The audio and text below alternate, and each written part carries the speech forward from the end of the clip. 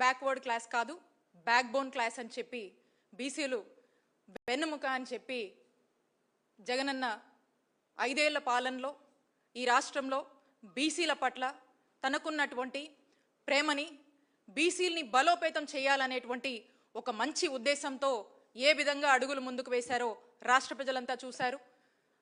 తద్వారా బీసీలు ఏ విధంగా బలవంతులయ్యారు, బెనిఫిట్ అయ్యారనేటువంటి విషయం ప్రత్యేకంగా చెప్పనటువంటి అవసరం లేదు.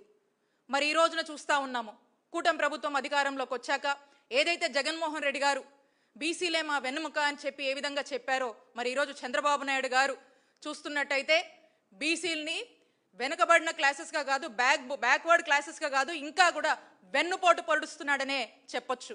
ఎందుకంటే 2 సంవత్సరాలైంది. ఈ 2 సంవత్సరాల కాలంలో బీసీలకు సంబంధించి ఎటువంటి కార్యాచరణ కానీ, బీసీలకు సంబంధించి ఏ విధమైనటువంటి లబ్ధి కానీ, సంక్షేమం కానీ మరి ఇచ్చినటువంటి దాఖలాలు లేవు. మరి ఈ రోజున చూస్తున్నట్టయితే ఏదో మరి మహానాడని చెప్తా ఉన్నారు, దాంట్లో హడావిడి చేస్తూ ఉన్నారు, బీసీల గురించి అంటున్నారు, మహిళల గురించి అంటున్నారు, ఏదేదో చేసేసామని చెప్పి ఏ విధమైనటువంటి మోసపూరిత మాటలు చెప్తున్నారో మనమంతా చూస్తూ ఉన్నాం.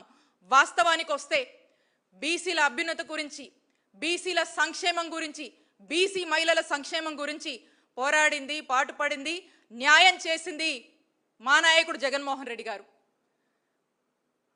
రాష్ట్రంలో 50% పైగా జనాభా ఉన్నటువంటి బీసీల్లో మరి దాదాపుగా మనం చూసినట్టయితే జగన్మోహన్ రెడ్డి గారు ప్రవేశపెట్టినటువంటి నవరత్నాల్లో, ఆ మేనిఫెస్టోలో ఉన్నటువంటి నవరత్నాల్లో మరి దాదాపుగా 50% పైగా కూడా ఉన్నటువంటి బీసీలకు 50% పైగా కూడా ఖర్చు పెట్టినటువంటి ఏవైతే సంక్షేమంలో సంబంధించి ఏదైతే డబ్బులు ఖర్చు పెట్టారో మరి పెద్ద ఎత్తున కూడా బీసీలకే అందినాయి.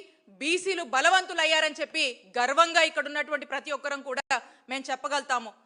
అనేక పదవులు ఈ వెనుకబడ్డటువంటి తరగతుల వారందరికీ కూడా మరి మంచి ఎంపవర్మెంట్ ఇచ్చి, అప్లిఫ్ట్మెంట్ చేసి, వాళ్ళకు రాజకీయంగా అవకాశాలు కల్పించి, మరి సెకండ్ క్యాబినెట్లో, జగన్ గారి సెకండ్ క్యాబినెట్లో చూస్తే 11 మంది బీసీలకు మంత్రి పదవులు ఇచ్చారంటే ఒక్కసారి ఆలోచన చేయండి. క్షేత్రస్థాయి నుంచి తీసుకున్నట్టయితే అనేక పదవులు, అనేక అవకాశాలు, కాంట్రాక్టింగ్ పనుల్లో కావచ్చు, నామినేటెడ్ పదవుల్లో కావచ్చు 50% అవకాశం కల్పించినటువంటి ఘనత జగన్మోహన్ రెడ్డి గారికి దక్కుతుంది. ఇలా ఏ దాంట్లో కూడా తీసుకున్నా కూడా బీసీలను బలోపేతం చేయడము, బలవంతులుగా మార్చడమే ఒక ధ్యేయంగా పెట్టుకొని జగన్మోహన్ రెడ్డి గారి పాలన ముందుకు కొనసాగింది. ఎంతలా అంటే ఒక ఉదాహరణ మీకు చెప్తాను. సామాజిక న్యాయం అనే పేరుతో జగన్మోహన్ రెడ్డి గారు కీలకమైనటువంటి మంగళగిరి కాన్స్టిట్యున్సీ